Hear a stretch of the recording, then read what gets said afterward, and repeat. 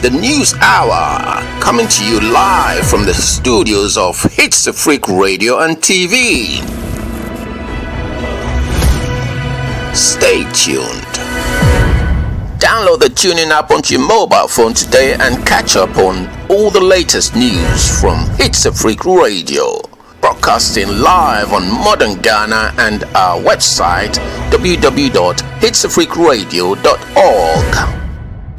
HitzAfrik Radio News Hour live. Good morning. The time is exactly 3 past the hour 7 in the studios of HitzAfrik Radio and TV. We are transmitting live on our website at www.hitzafrikradio.org. We're also streaming live on Facebook, YouTube, and Twitter at HitzAfrik Radio and TV.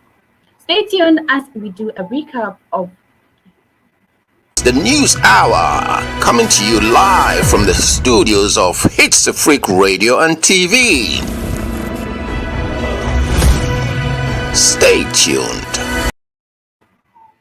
You are tuning into HitzAfrik Radio and TV. Now let's do the headlines for today's headline stories. SNIT sets record straight on wager land ownership. ECG to release doomsday timetable for selected areas in Accra. U.S. senators seek ban on private ownership of lions and tigers. URS, DKB and Ikuapem Polo's manager fight. Now let's do the news in details. SNIT sets record straight on wager land ownership. The Social Security and National Insurance Trust, SNIT, has reacted to the Ghana National Association of Garages (GNAG) demand for an immediate transfer of new wager lands to them. According to SNIT, the government of Ghana, per an executive instrument EI-1, gazetted on 19th January 1996, compulsorily acquired the Sempers 2 land at New Wager site as a site for light industrial estate. On the back of the acquisition, SNIT said it paid $1,429,428 in 1998 as compensation to the Semper chiefs for the land, making them the lawful owners of the land. GNAG in March this year had said the property being managed by the Ghana Industrial and Commercial Estates Limited, GICEL, was given to them in 1986 by then President Flight Lieutenant Jerry John Rawlings. The allocation, according to them, was done when Dr. Rawlings decided to relocate the garages as part of preparations to pave the way for the Non-Allied Movement (NAM) conference in Ghana. GICEL is the legal owner of the GICEL land, and High Court Accra also made this pronouncement in its decision on the 21st of October 2020. The case GNAG initiated against SNIT and GICEL, part of the statement read. GICEL was set up as one of 8 investee companies to manage the light industrial estates that SNIT had assumed lawful ownership of, using rights of ownership and possession over the said estate for years by renting out parts of artisans, among other users. GNAG, per a writ of summons dated 13th February 2018, took SNIT and GICEL to court, claiming ownership of the estate. Per a judgment dated 21st October 2020, the High Court Accra Human Rights Division dismissed all of GNAG's claims in respect to ownership of the estate, the statement added. The said judgment, according to SNIT, also ordered members of GNAG to vacate the premises on or before 31st of December 2020. Hence, urged the public to regard the lettered claims. Moving on to other stories. ECG to release doomsday timetable for selected areas in Accra. The Electricity Company of Ghana is set to release a doomsday timetable as it announces planned outages for selected areas in Accra starting May 10th to 17th, 2021. According to the Chief Executive Officer, CEO of the company, Ajiman Budu, this has become necessary due to the ongoing works on the Pokiasi bulk supply point. JRIDCO had earlier warned of imminent power cuts based on a request by contractors working on the Kasua and Pokiase substations. The actual outages will occur from May 10th to 17th. These outages are due to connecting the JRIDCO line to the national grid, he said.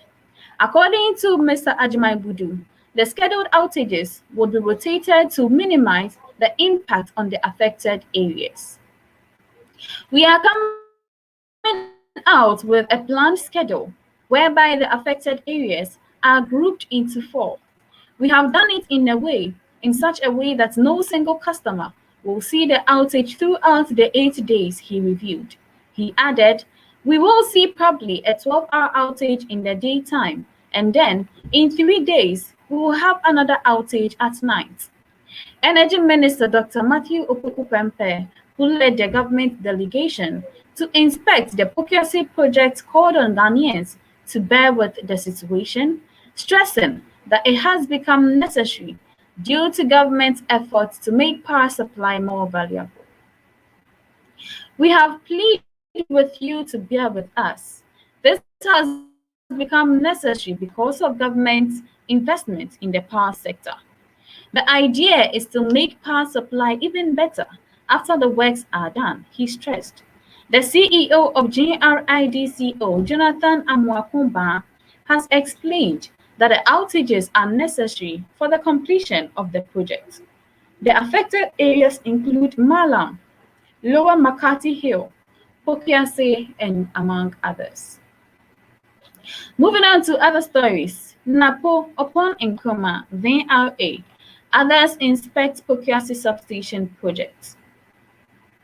Information Minister Kojo Opon Nkrumah and officials from Electricity Company of Ghana, ECG, Volta River Authority, VRA, and Ghana Grid Company, GRICO, have inspected ongoing project works at Pokiase substation.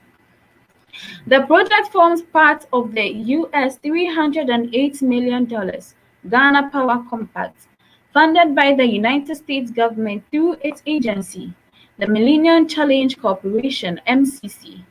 The two entities are supporting the construction of a bulk supply point, BSP, to improve the quality of power supplied to the northern parts of Ghana. Napo, upon Nkrumah, VRA, and others inspect Pokiase substation project. The project, which was commenced in April 2019, seeks to address power supply challenges such as frequent outages and low voltages, resulting from increased power damage in Accra and surrounding towns. On completion, the quality of power supply and reliability in Pokiase, Kwabinya, Legon, Nsawam and its environs will improve significantly. The project will also lead to a significant reduction in technical losses in the GRIDCO transmission system and the PDS power distribution, thereby contributing to improving the financial viability of the utilities. Napo, upon Nkrumah, VRA, and others inspect Pokiase substation project. The ongoing Pokiase substation work is over 95% completed. This was reviewed by the Technical Controller at Millennium Development Authority, MIDA, William Amuna. According to him, the entire project is expected to completed by July-August 2021. CEO of Ghana Grid Company, Jonathan Amwakumba, is debunking claims that officials within the power supply chain intentionally turn off power supply to individual homes. In other stories, Kaswa Meda, more trouble for teen suspect. The Ofankor District Court, presided over by Samuel Akwesi Ejay, has again remanded into police custody the two teenagers who allegedly killed 11-year-old Ishmael Mensah for purported money rituals. They are to reappear in court on May 4th. The prosecutor, Chief Inspector Ernest Agbo, pleaded with the court to give them ample time to get proper details with regard to the ages of the boys.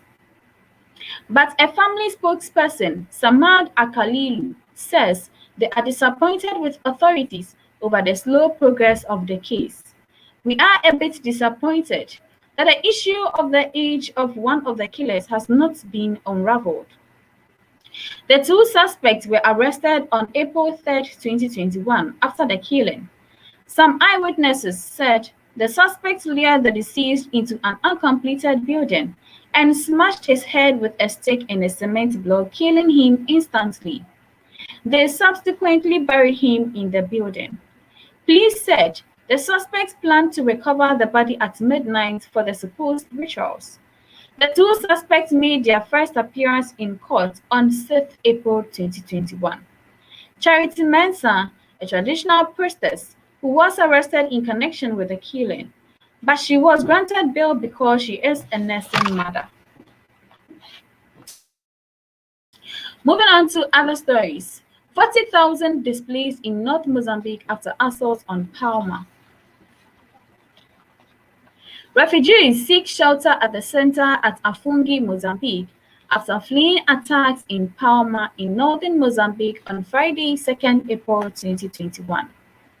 Some 40,000 displaced and urgently needing food, work suspended on a multi-billion-dollar gas investment, and scores of dead still being counted.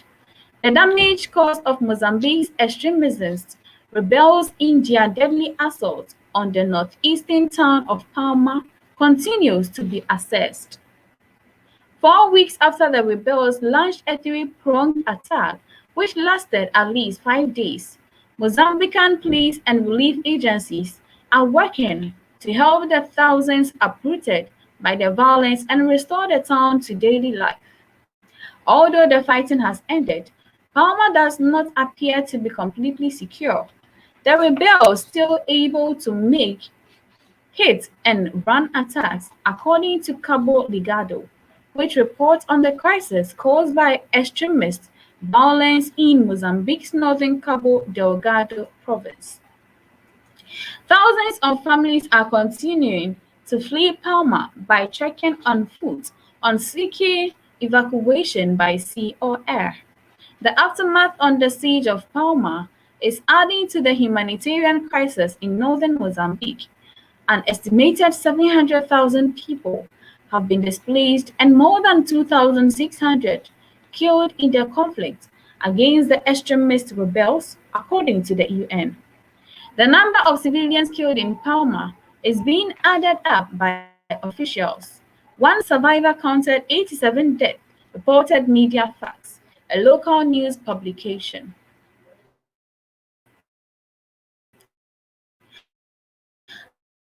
That number Pedro Silva said were buried beneath a mango tree after being killed while attempted to flee from the Amarula Hotel, which had been surrounded by insurgents. One of the first targets of the rebels, estimated to number between 100 and 200, were the banks in Palma, from which they stole about $1 million, according to local reports.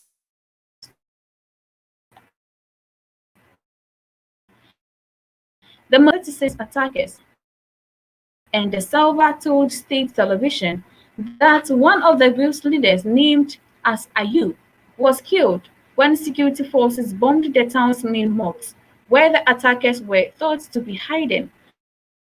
On April 18th, state TV reported that the military claimed to have killed 41 terrorists.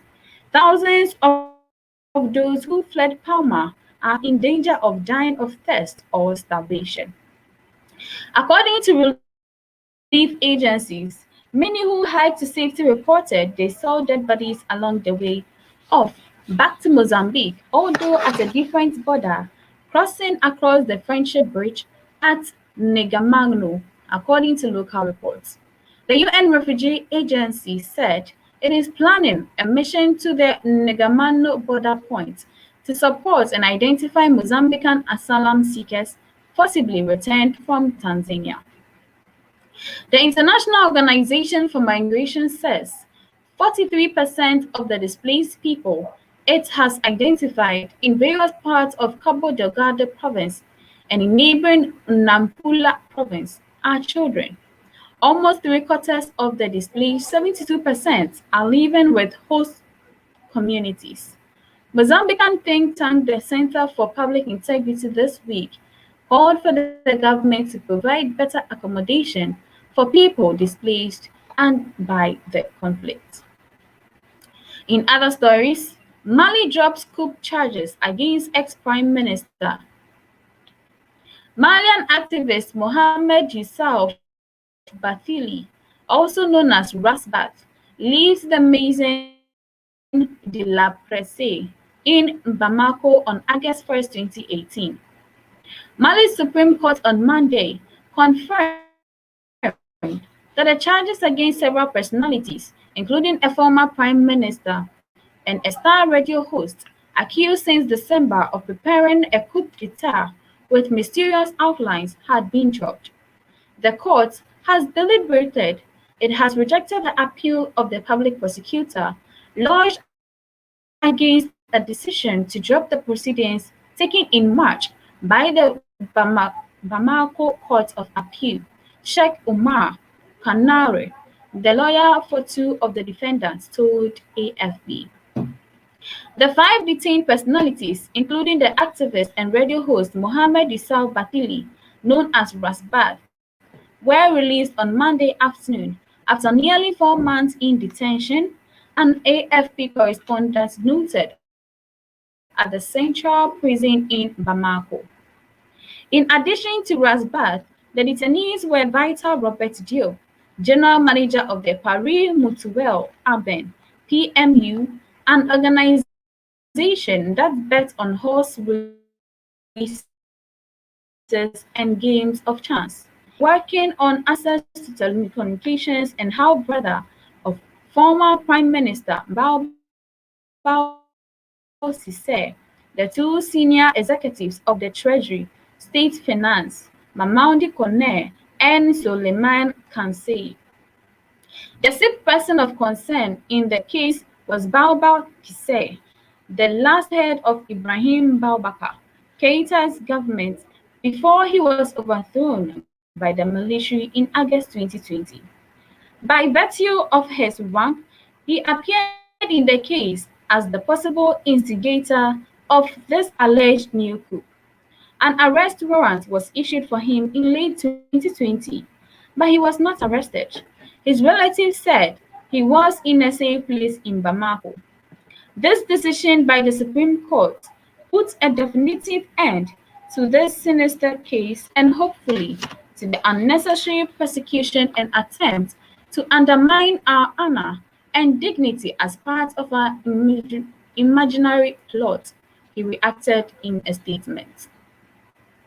The deliberation of the Supreme Court is without appeal, so this case is over, said his lawyer Kassaum Tapo. This case, reviewed in December with a series of arrests by the General Directorate of State Services, DGSE, Malian Intelligence, has caused great perplexity, given the few details reviewed by the justice system, the personalities of those involved, and the surprising nature of a possible attempt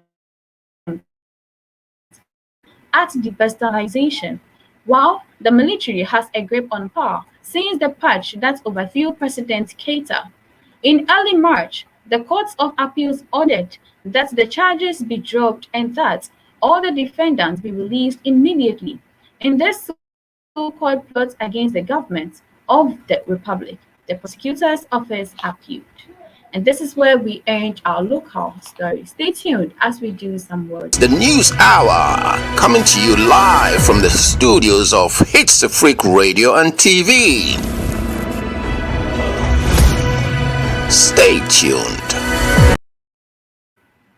You're still logged on to HitzAfrik Radio and TV. We are transmitting live on our website, www.hitzafrikradio.org. We're also streaming live on Facebook, YouTube, and Twitter at HitzAfrik Radio and TV. Now let's do some world news. U.S. senators seek ban on private ownership of lions and tigers. Two tiger brothers relax in their open enclosures, enjoying a once unimagined life of freedom at the Wild Animal Sanctuary on 1st April 2020 in Kennesburg, Colorado. U.S. Senate lawmakers are proposing to ban private ownership of big cats such as lions and tigers in the wake of the Netflix documentary series Tiger King. Support for the Big Cat Public Safety Act, which would also ban public contact with big cat cubs, was announced by 4 bipartisan senators.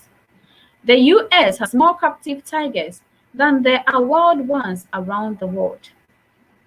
The Animal Welfare Institute says the Tiger King series helped to highlight the exploitation of captive big cats.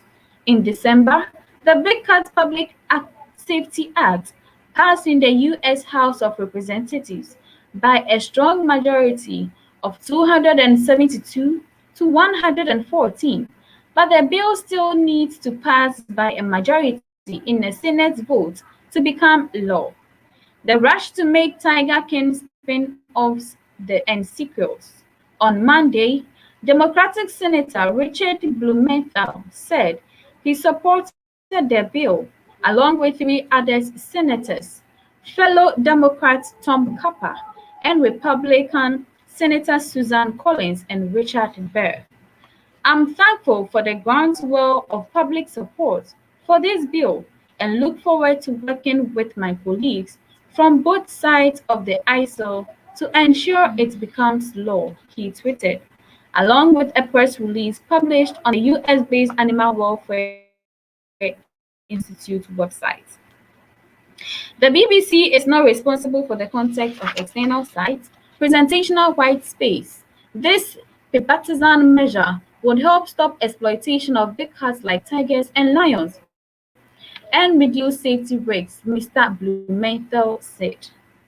My Big Cat Public Safety Act would prohibit private ownership of these beautiful but powerful predators, which deserve to live in the wild. They should never be pets, even as cubs, kept in captivity, dangerously for entertainment.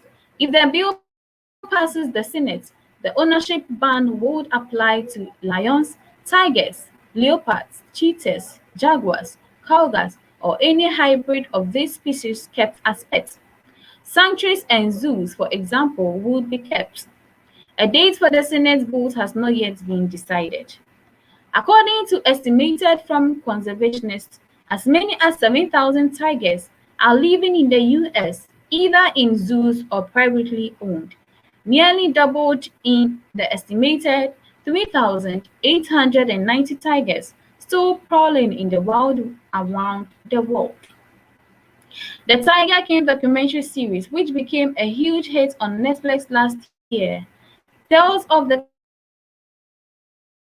colorful life of Joe Exahoma.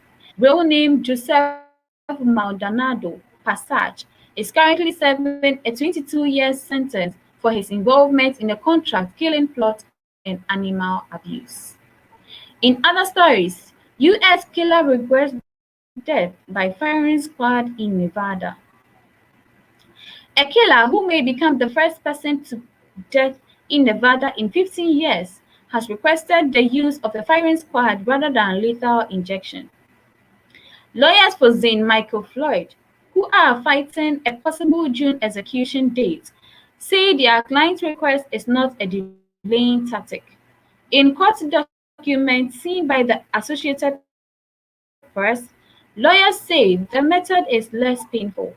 The use of firing squad to carry out the death penalty is rare in the US. Federal Public Defense lawyer Brandon Person said Floyd wanted to avoid the proposed three-drug lethal injection put forward by the state, but any challenge to the proposed process requires that an alternative method be submitted, and Mr. Levinson said gunshots would be the most humane way. Execution by firing squad is currently only permitted in the three states Mississippi, Oklahoma, and Utah, and the procedure has not been used since 2010.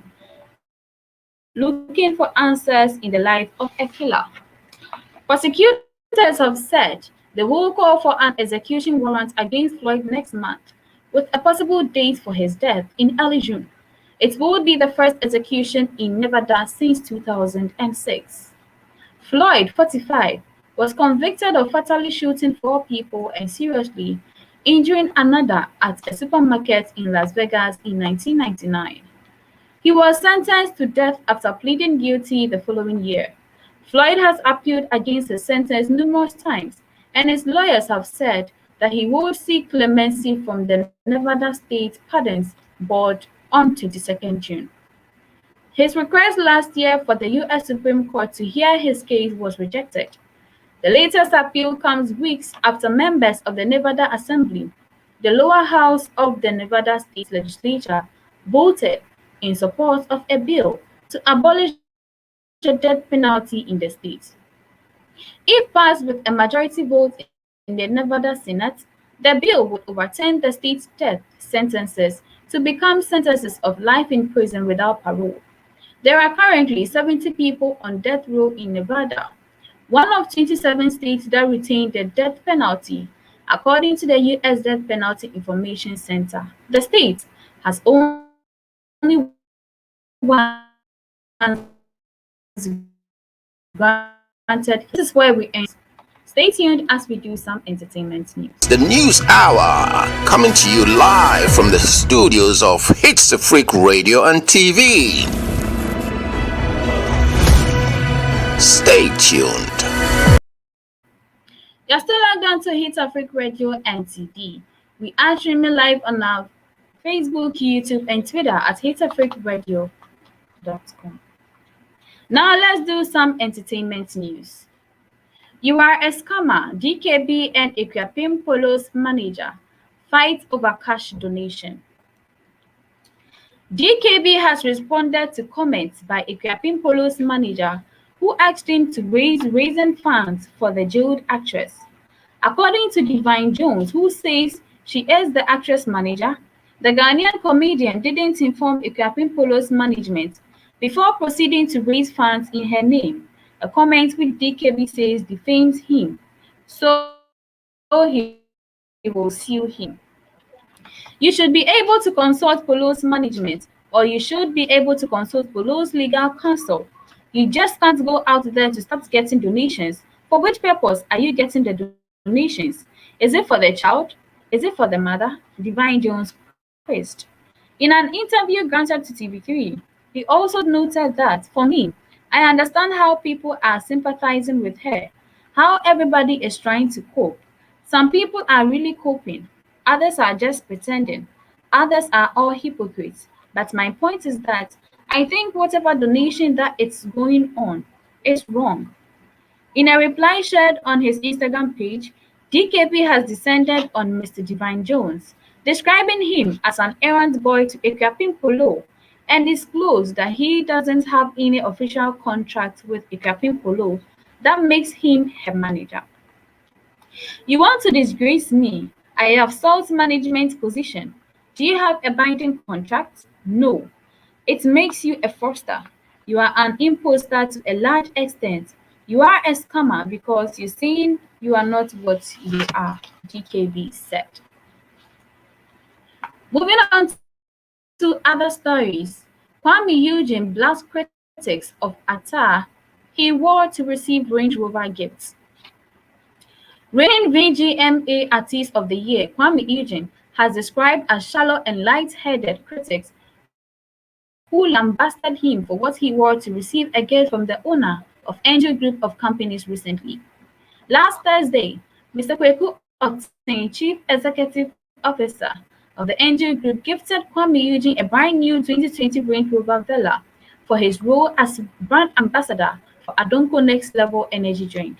But social media commentators did not spare Kwame Eugene, saying the outfit he wore was inappropriate for the occasion. The Links Entertainment signee told Joy News on Let's Talk Showbiz that people should rather think of how he was worked hard to earn the gift rather than what he wore. It is actually very shallow and very light-headed for people to think about how somebody will have to look to go to take his gift, the singer said. I was dressed in all black with black boots and a black t-shirt. How else do you want me to look for my own gift? He quizzed.